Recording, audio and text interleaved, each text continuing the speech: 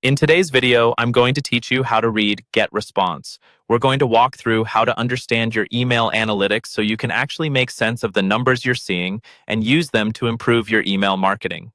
Even if you're new to Getresponse or to email stats in general, by the end of this video, you'll know exactly what to look for and what it means. First, log into your Getresponse account. Once you're on the main dashboard, look toward the top navigation bar for the option labeled Reports. It's usually located close to Tools. Go ahead and click on Reports. This is where Getresponse keeps all of your email performance data. Inside the Reports section, you'll see various ways to look at your results, but to keep things simple, start by choosing your list and message.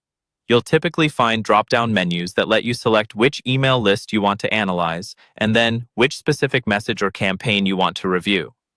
Make sure you pick the exact email you're curious about, especially if you send similar messages, so that you're looking at the right set of numbers.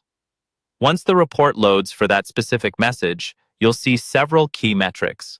These are the ones that matter most when you're reading your Getresponse analytics. The first is your open rate. This is the percentage of people who received your email and actually opened it.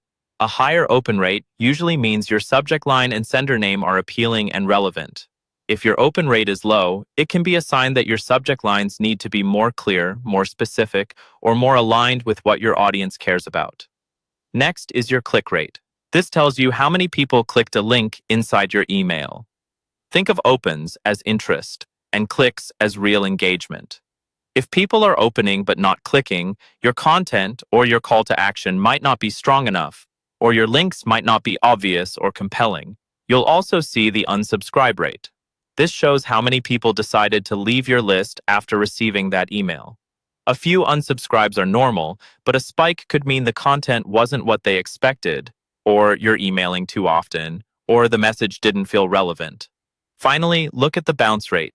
These are emails that couldn't be delivered, often because the address is invalid or the inbox is full. Keeping this number low is important for your sender reputation, so consider cleaning your list regularly to remove bad or inactive email addresses. By consistently checking these metrics in the report section and understanding what each one is telling you, you'll be able to spot patterns, adjust your strategy, and make your future emails perform better over time.